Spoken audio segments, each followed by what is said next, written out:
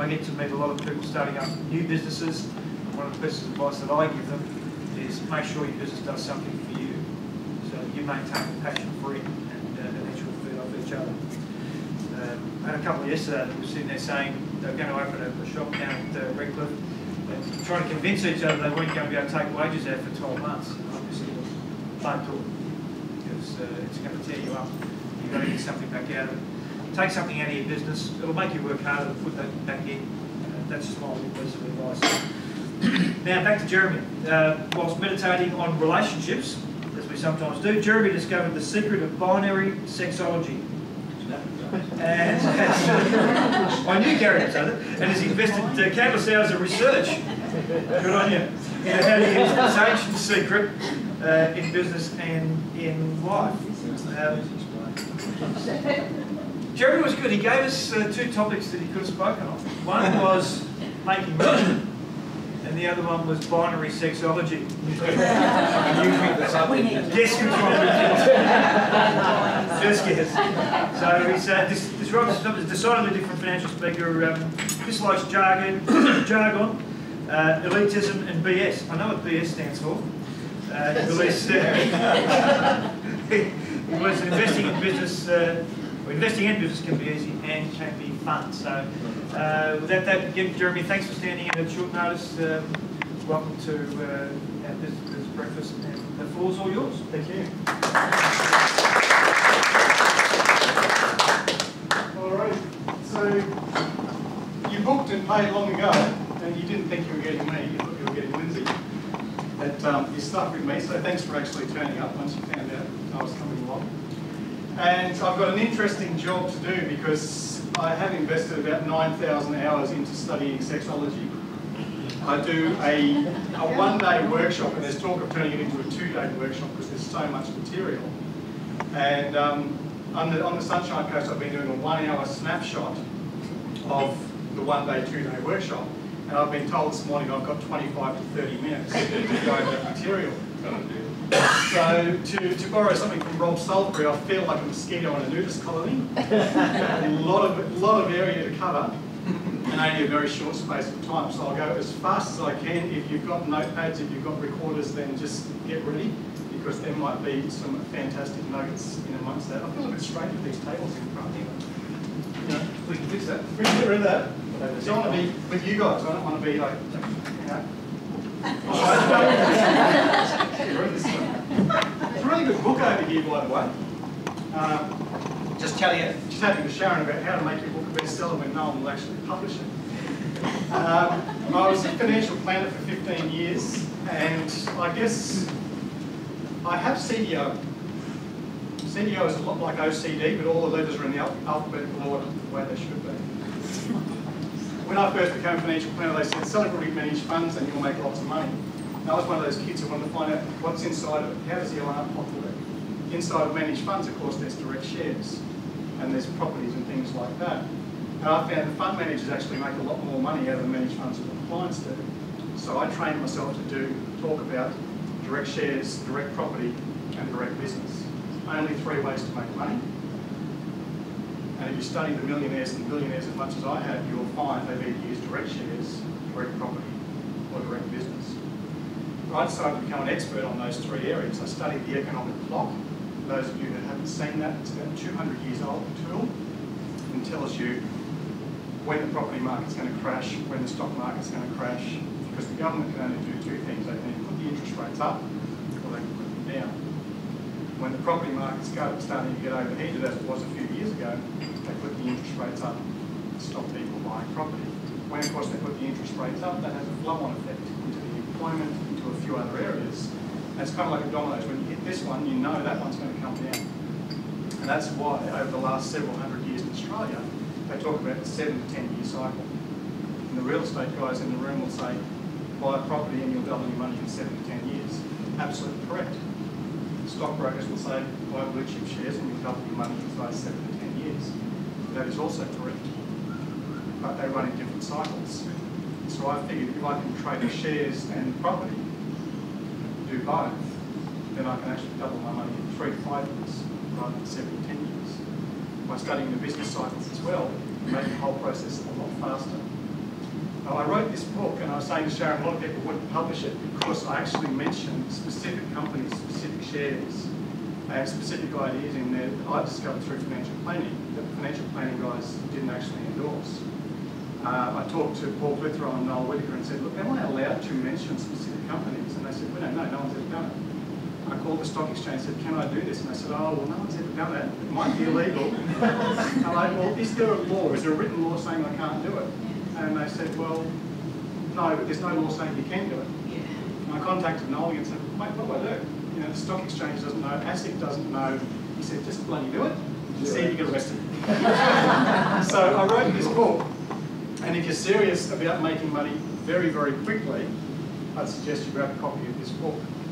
Hands up anybody who's got car insurance in the room. Everybody have car insurance? I was going to read you quickly, because I said I'm going to go fast. Very fast. Okay, hands down. Hands down. All right, now I want you to put your hand up as soon as I mention your car insurance company. AAMI. Keep your hand up, so when I see it, we'll fill the room. AAMI, Vero, Asteron, Promina, Shannon's, Australian Pensioners Insurance Agency, Royal and Sun Alliance, Guardian, Vero, Tyndall, hands up high, Mariner, AA Insurance, Axiom, Autosure, Asteron, and Secure Sentinel, also Suncorp. Okay. A lot of those insurance companies in this room, and you think you're going to get a better deal by ringing around and changing from one to the other, they're all owned by Suncorp. Now, people don't know that. Okay, in here, hundreds and hundreds and hundreds of companies and brands I spent years and years researching to find out who's taking the money and how you can get some of it back. Another quick example, if you look around the room, no one's drinking Coca-Cola like we used to 10 to 12 years ago. We now drink Mount Franklin, Pump, there's another one which I can never remember, Frantel, Mount Franklin, Pump, and there's a third one. They're all actually owned by Coca-Cola. So if you see people drinking those things, or if you see people who are insuring their cars with these different companies, then you just go and buy shares in Coca-Cola, or you buy shares in Suncorp. I presented this idea to kids and said, look, if you see all your friends buying Billabong backpacks that are $80 that are made in a sweatshop for $2, then go and buy the Kmart $5 backpack. Right? Buy shares in Billabong, which were about $4 at the time, and just watch as you get richer and richer. Because by the time the adults and the grown-ups read about, oh, Billabong just made a big profit, that news is 12 or 18 months old. Kids always know. You watch the brands, you watch the companies, you watch where you shop, and if you're smart enough to go into a shop and choose Colgate over AIM, you're smart enough to insure your car with Asteron rather than AAMI, and you're smart enough to buy shares. And you make a lot more money a lot more quickly in shares than you use it to buy property and use it to invest in business. So I made lots and lots of money for lots of people. Thousands of my clients made over $1 million by following the ideas in that book. It's $35 on your sheet there, but $25 today because we don't have any change. So if you're serious about making money, grab that book. But the big warning, and this is the warning that I didn't actually put into the book, so listen up. Thousands of people made over $1 million from a standing start. Does anybody know what happens when you give someone, a normal person, when you give someone a winning lottery ticket? They blow it. Right. 95% of the time, and I've looked at the studies as well, 95% of the time the people who win the lottery, within 2 years, they're either bankrupt or dead.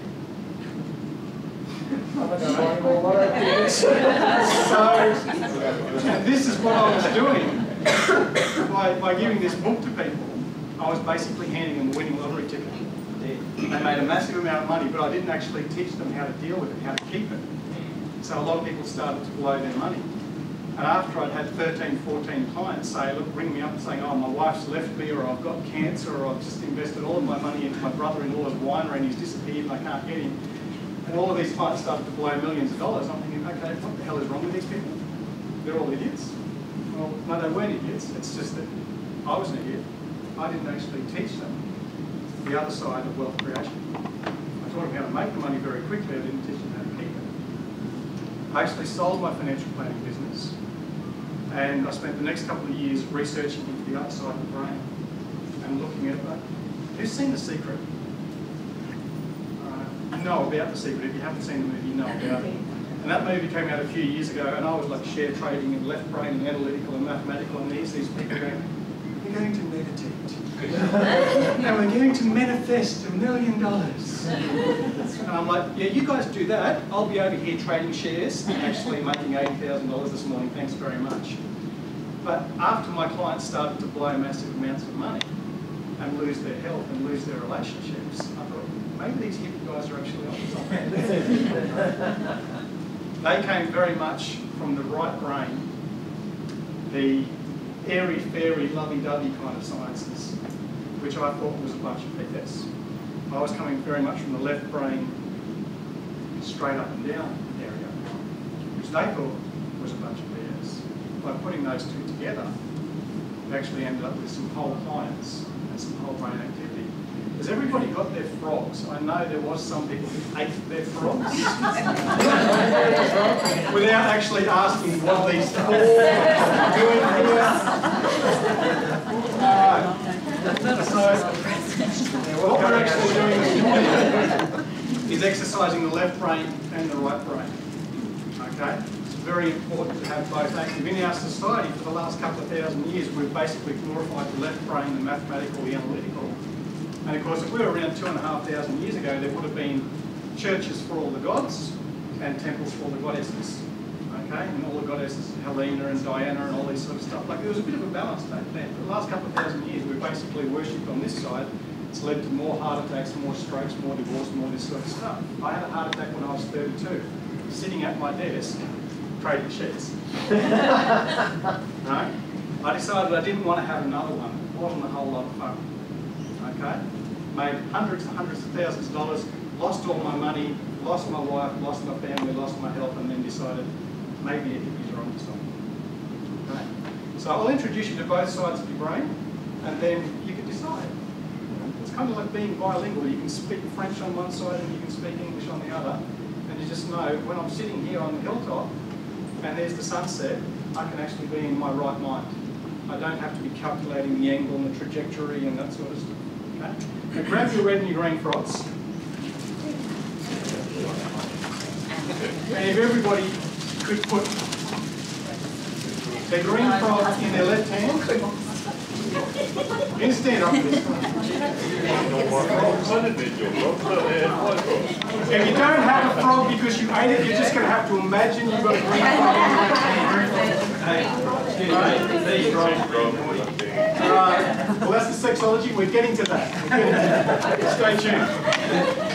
Okay, right frog, right hands, left frog, left hands. Okay? Green frog, left hand. Thank you. Just seeing if you're paying attention. One person, that's excellent. You're actually in your right mind. Right now. Not very nautical. No, it's not. Okay, hold your frogs out. Alright.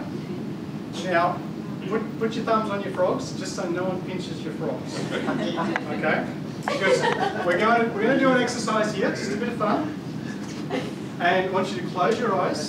Helps if you stand up. Come on, Jeremy. You're a young fella, you can handle it. Close your eyes, put your frogs right out in front of you. Okay? And then gently turn your hands over, hold on to your frogs. No one's going to steal them.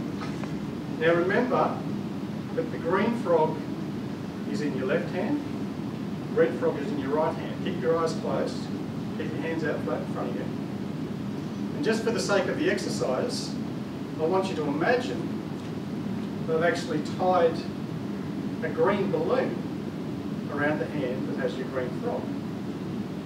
We're going to gas balloon, we're going to pump some gas into that. Just feel it pull lightly against your wrist. You've had a balloon tied around your wrist before when you were a kid, you know what this feels like. Close your eyes, Gary. Come on. It only works if you're playing by the rules. This is just a bit of fun. So as you're feeling that slight pull around your wrist, I'm going to tie a second green balloon around that wrist. Okay, just feel it gently pull. You know, you're not taken off at the start, but you just feel it there. In the other hand, where your red frog is, you're going to feel a red house brick.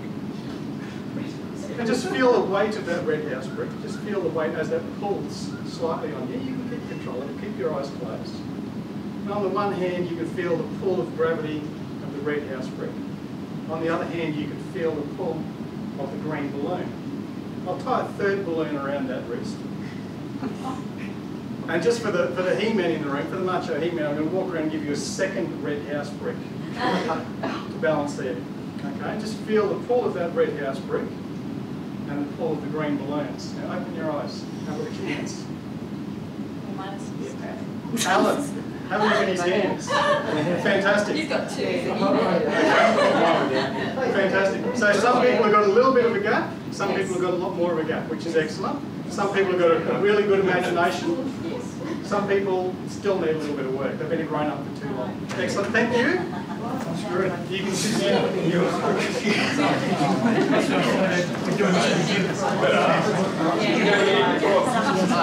You can eat the frog now, Scott. Thank you for playing. And thank you, Gary, for keeping your eyes closed with at least half.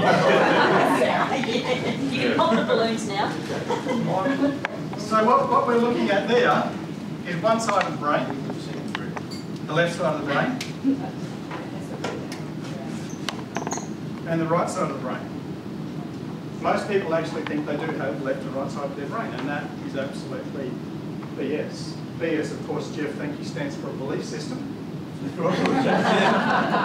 The belief system that we actually have a brain that comes in two segments. If any of you have ever seen a brain taken out of a skull, it will just fall apart like that.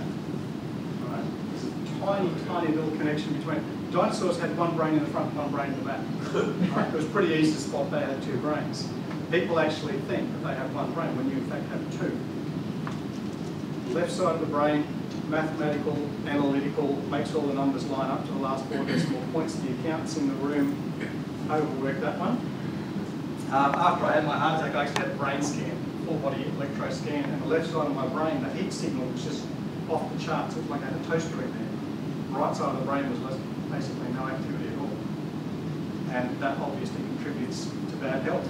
Right side of the brain is the fun side. The imagination, the timelessness, when you can just sit there and look at the mountain range and you look at the sunset and you're not going, okay, 15 minutes, maybe there's nothing on. Now, again, I started meditating. I started to get into areas of NLP, neuro-linguistic programming, and what we were doing just there, I was speaking words, lingo, linguistics, and your brain, the neurons, were actually processing the information. Okay? Basically, it's science, but it's the power of suggestion.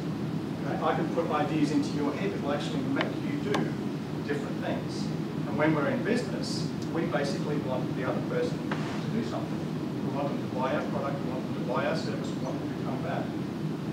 All marketing is seduction. You want your idea in the other person's head. You want them to do something. So it would actually make a lot of sense if you understood what was going on inside of the person's head. And if you can understand they've actually got two brains, and you can understand that they can't be in two minds at exactly the same time, then you can really target what to do with these people. So I spent a lot of time researching into this area, and who's seen the Matrix? Anyone seen the Matrix? Okay. And you've used the internet and that sort of stuff. Everything in the Matrix was a 1 or a 0. Okay? Everything in computers, everything in cyberspace, everything is digital now. It's a 1 or a 0. There is nothing else. Okay? And when I was looking at the left and right brains, when I was looking at men and women and relationships, like how do I create a better relationship? Whether it's for, who's single in the room? No, not one. If you're looking to create a relationship, a new relationship, or if you're looking to create a better relationship, whether the idea is I want to take you back to my place, or whether the idea is I want you to give me large quantities of money, the principle is essentially the same.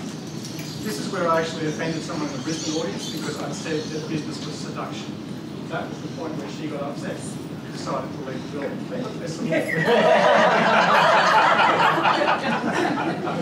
I'm glad you're missing out on the next part. We're going to talk about genitalia. It's a good time to leave. It was so amazing that she got offended by the word seduction. She was not offended when I used the word penises. So, there you go. Anyway, so we'll move on to that. Looking at the difference between the left and right brain, looking at the difference between the men and women. How do we know when a baby is born that it's going to be a man? Anyone? Volunteers? You don't have to be a doctor or a medical specialist in the room. Come on, let's have some fun. Or is this supposed to be business? Right, okay, exactly. That little gesture that you did there is pretty well how we know that baby is male. Right? And it doesn't matter whether you give them dolls to play with and dress them in tutus and you give guns and cowboy hats to the girls. They are psychologically different, even from very, very young age. Okay? The boys have one of those little things. Right? And the girls have something that's a bit more like that. Who's got the thickest skin in the room? Al, come in. You're used to being embarrassed. And Simone, you can come out. Fantastic. Okay. Thanks. So when Al was born, he kind of looked a little bit like that. When Simone was born, she had something that was a little bit different. Okay?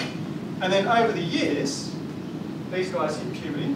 They grew up, they became more attractive and ready to breed and communicate with the opposite sex. And of course, picking a partner is business.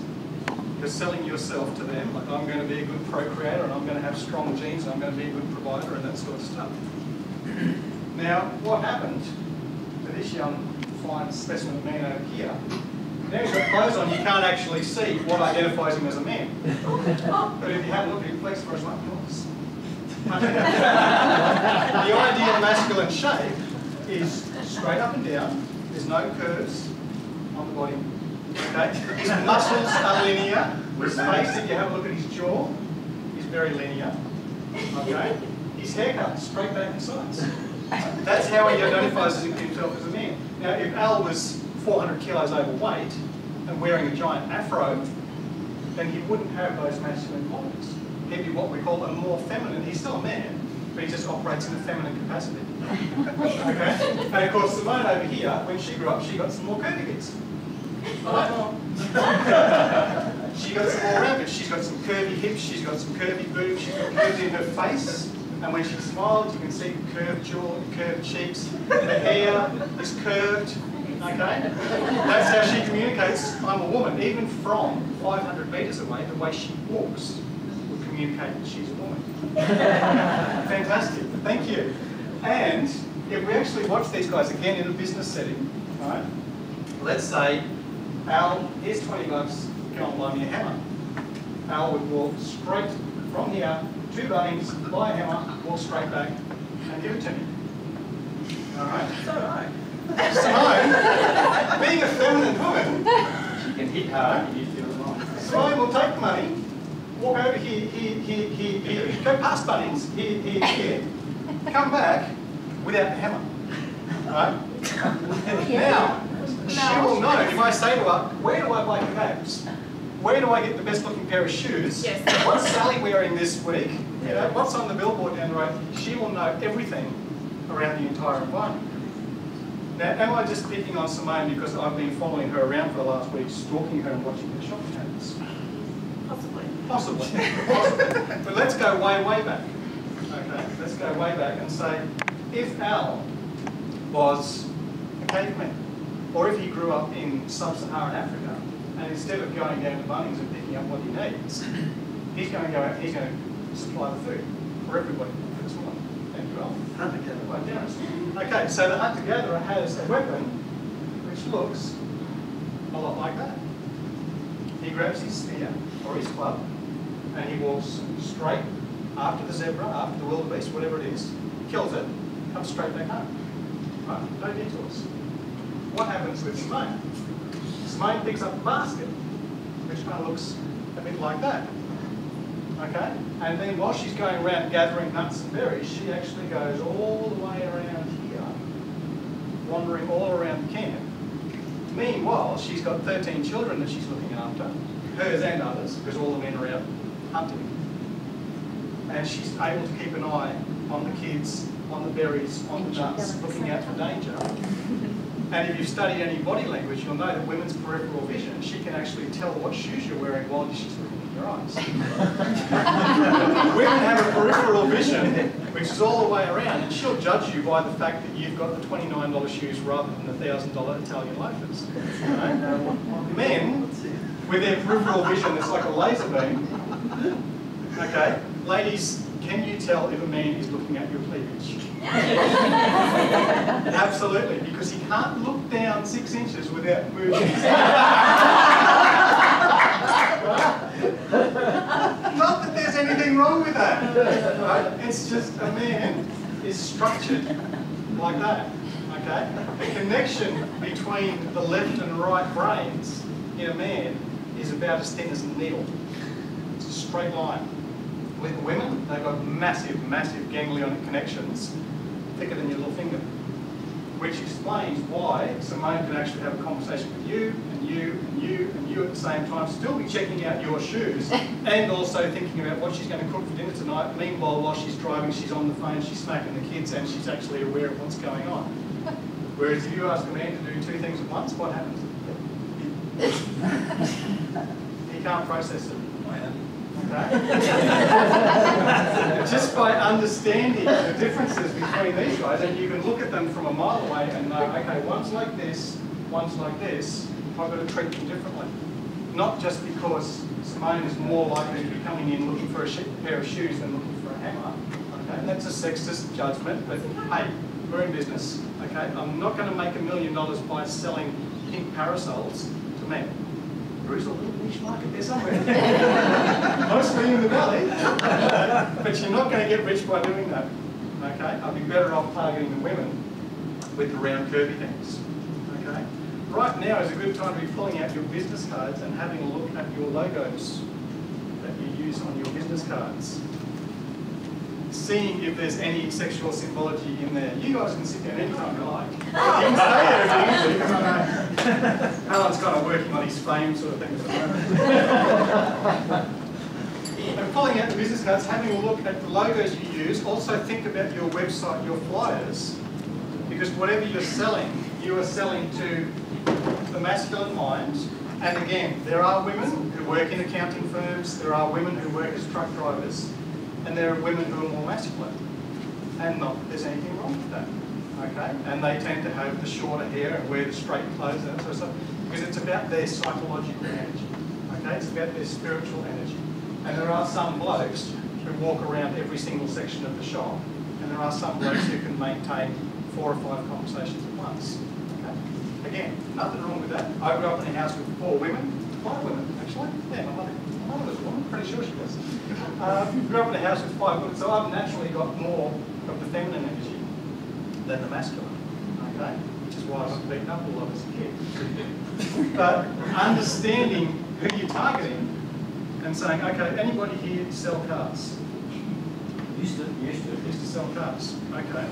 So, Jeff, when you're selling a car, you say, okay, it does 0 to 103.2 seconds, it's got 6.8 V8, it's got triple plated twin cam overhead. I don't know much about cars, as you can see. That, point by point by point, bang, bang, bang, bang. Am I selling to a man or a woman right now? Man, excellent. Okay. If I was selling the same car to a woman, I would say, listen, Sharon, this car does 0 to 100 in 3.5 seconds. What that means is that you can take off really fast. And if you're passing a truck on the highway and you're on the right side of the road, it's really dangerous. It's actually safer for your family to be able to pass that truck a lot more quickly. If I'm selling her a wide body Camry, it's all about the safety, it's all about the airbags. Does anybody know what the Toyota logo looks like?